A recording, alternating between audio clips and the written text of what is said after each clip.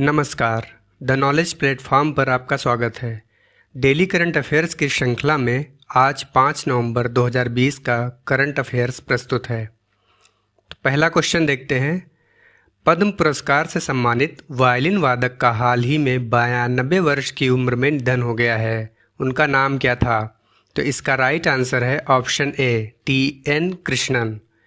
आइए इसके बारे में कुछ प्रमुख तथ्य जान लेते हैं।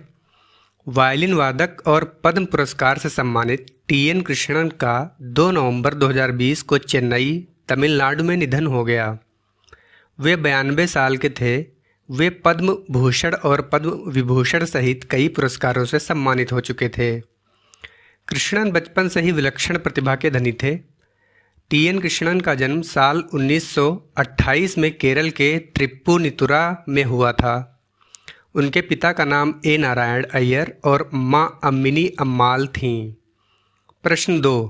केंद्र सरकार ने हाल ही में वायु गुणवत्ता सुधारने की दिशा में काम करने के लिए कितने राज्यों को 2200 करोड़ रुपए की पहली किश्त जारी की?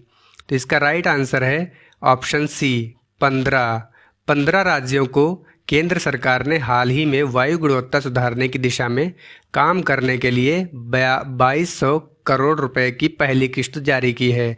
आइए इसके बारे में कुछ प्रमुख तथ्य जान लेते हैं।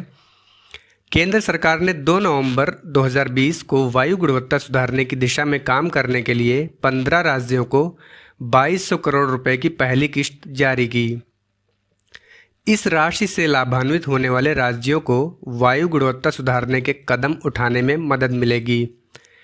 यह स्थानीय निकायों की क्षमता बढ़ाने में भी सहायक होगा। इन 15 राज्यों में महाराष्ट्र, उत्तर प्रदेश, पश्चिम बंगाल, गुजरात, कर्नाटक, मध्य प्रदेश और राजस्थान शामिल हैं। प्रश्न 3। हाल ही में किस देश ने गिलगिट बाल्टिस्तान को प्रांतीय दर्जा देने के पाकिस्तान के फैसले को खारिज कर दिया है? तो इसका राइट आंसर है ऑप्शन डी, भारत। आइए इसके बारे में कुछ प्रमुख तथ्य जान लेते हैं। भारत ने पाकिस्तान के प्रधानमंत्री इमरान खान के गिलगित बाल्टिस्तान को अंतरिम प्रांत का दर्जा देने का घोषणा किए जाने का विरोध किया है। पाकिस्तान सरकार ने 1 नवंबर 2020 को गिलगित बाल्टिस्तान को अस्थायी प्रांत का दर्जा देने की घोषणा की थी। भारत ने इस पर कड़ी आपत्ति जताई है। गिलगित बाल्टिस्तान जम्मू कश्मीर के उत्तर पश्चिम में स्थित अत्यधिक ऊंचाई वाला एक पहाड़ी क्षेत्र है। यह क्षेत्र जम्मू कश्मीर की पूर्ववर्ती रियासत का एक हिस्सा था, किंतु साल 1947 में कश्मीर पर पाकिस्तानी सेना के आक्रमण के बाद से यह क्षेत्र पाकिस्तान के नियंत्रण में है। प्रश्न 4। भारतीय रेलवे ने हाल ही में किस अभियान की शुरुआत की है जिससे ट्रेन में अकेली महिला को यात्रा के दौरान पूर्ण सुरक्षा एवं हर संभव सहायता प्रदान करने का संकल्प लिया है? तो इसका राइट आंसर है ऑप्शन ए, मेरी सहेली। आइए इसके बारे में कुछ तथ्य जान लेते हैं। भारतीय रेलवे ने महिलाओं की सुरक्षा के लिए मेरी सहेली अभियान की शुरुआत की है, जिससे ट्रेन में अकेली महिला को यात्रा के दौरान पूर्ण सुरक्षा एवं हर संभव सहायता प्रदान करने का संकल्प लिया है। रेल मंत्रालय ने उन महिला यात्रियों को रक्षा और सुरक्षा प्रदान करने के उद्देश्य से मेरी सहेली पहल शुरू करने का यह फैसला किया है, जो अपनी पूरी यात्रा के लिए शुरुआती स्टेशन से गंतव्य स्टेशन तक ट्रेनों से यात्रा करेंगी। इस पहल से ट्रेन के छोटे या लंबे मार्गों से यात्रा करने वाली महिला यात्रियों के बीच सुरक्षा की भावना पैदा होगी। प्रश्न 5। भारतीय मूल की प्रियंका राधाकृष्णन को हाल ही में किस देश में मंत्री बनाया गया है? तो इसका राइट आंसर है ऑप्शन सी, न्यूजीलैंड। आइए इसके बारे में कुछ तथ्य जान लेते हैं। भारतीय मूल की प्रियंका राधाकृष्णन ने हाल ही में न्यूजीलैंड में मंत्री के रूप में शपथ ली और वह न्यूजीलैंड की मंत्रिमंडल में शामिल होने वाली पहली भारतीय महिला बन गई हैं। प्रियंका मूल रूप से केरल की रहने वाली हैं और न्यूजीलैंड के ऑकलैंड में रहती हैं। न्यूजीलैंड की प्रधानमंत्री जैसिंडा आर्डर्न ने अपने मंत्रिमंडल में 5 नए मंत्रियों को शामिल किया है, जिनमें प्रियंका का भी नाम है। प्रश्न 6।